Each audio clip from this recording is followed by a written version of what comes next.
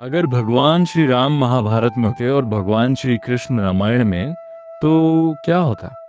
ये सवाल सुनने में जितना सरल लगता है उतना ही गहरा है। कल्पना कीजिए, अगर राम अर्जुन के स्थान पर होते तो क्या वे युद्ध छोड़कर शांति का मार्ग चुनने को कहते, या फिर वे अपने धर्म का पालन करते हुए बिना किसी छल के युद्ध करने को प्रेरित करते, चाहे परिणाम कुछ भी हो? और अगर कृष्ण रामायण में होते तो क्या वे 14 साल का वनवास उसी तरह स्वीकार करते, या फिर अपने बुद्धि और तर्क से उस वचन की व्याख्या बदलकर उसे अलग तरीके से निभाते? ये केवल कहानी बदलने का प्रश्न नहीं है, बल्कि ये समझने का प्रश्न है कि सही क्या है और सही होने का तरीका क्या होना चाहिए। जब भी इंसान जीवन में किसी कठिन परिस्थिति में होता है तो वह भगवान से यही प्रार्थना करता है कि उसे सही रास्ता दिखाया जाए। लेकिन क्या होगा जब भगवान खुद दो अलग अलग रास्ते दिखाएं? एक रास्ता वह है जो नियमों, सत्य और मर्यादा पर चलता है, जहां इंसान टूट सकता है लेकिन अपने वचन से कभी नहीं टूटता। और दूसरा रास्ता वह है जहां सत्य की रक्षा के लिए कभी कभी नियमों को तोड़ना पड़ता है, जहां परिणाम को बचाने के लिए रास्ता बदलना जरूरी हो जाता है। यही वह जगह है जहां श्री राम और श्री कृष्ण के मार्ग अलग दिखाई देते हैं। श्री राम को मर्यादा पुरुषोत्तम कहा जाता है क्योंकि उन्होंने अपने जीवन में हर निर्णय नियमों और कर्तव्य के आधार पर लिया।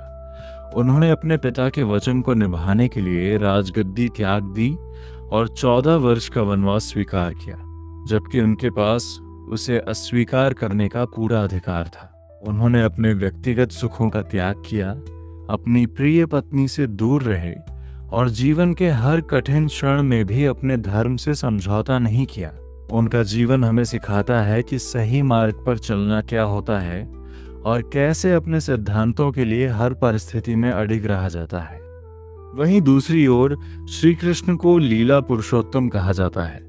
उनका जीवन नियमों में बंधा हुआ नहीं था, बल्कि परिस्थितियों के अनुसार बदलता था। उन्होंने ये सिखाया कि केवल नियमों का पालन करना ही धर्म नहीं है, बल्कि धर्म की रक्षा करना सबसे बड़ा कर्तव्य है।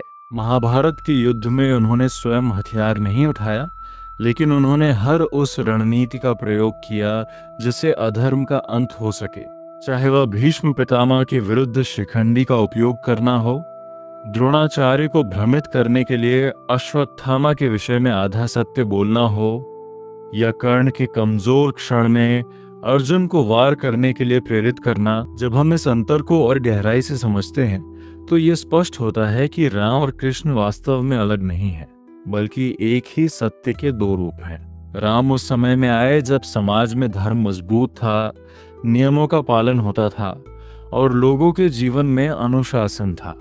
ऐसे समय में एक ऐसे आदर्श की आवश्यकता थी जो स्वयं नियमों का प्रतीक बने, और राम ने वही भूमिका निभाई। उन्होंने ये दिखाया कि यदि दुनिया सही है तो हमें भी अपने जीवन को पूर्णता और मर्यादा के साथ जीना चाहिए। इसके विपरीत कृष्ण उस समय में आए जब अधर्म बढ़ चुका था, छल और अन्याय आम हो गए थे, और केवल नियमों का पालन करना धर्म की रक्षा के लिए पर्याप्त नहीं था। ऐसे समय में एक ऐसे मार्गदर्शक की आवश्यकता थी जो परिस्थिति को समझकर निर्णय ले सके, और कृष्ण ने वही किया। उन्होंने ये सिखाया कि जब दुनिया जटिल हो जाती है तो केवल सच्चाई ही नहीं बल्कि समझदारी भी उतनी ही जरूरी हो जाती है। इस प्रकार राम और कृष्ण के बीच का अंतर उनके भीतर नहीं, बल्कि उनके समय और परिस्थितियों में है। यही कारण है कि दोनों ही अपने अपने स्थान पर पूर्ण और सही हैं। जीवन में भी यही सत्य लागू होता है।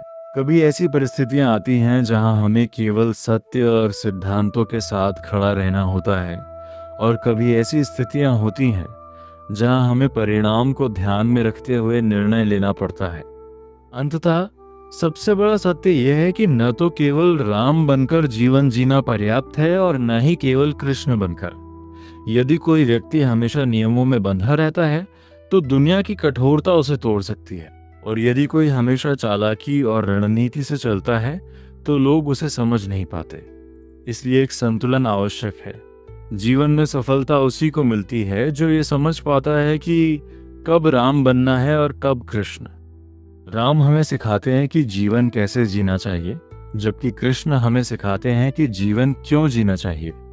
राम हमें मजबूत बनाते हैं और कृष्ण हमें समझदार बनाते हैं।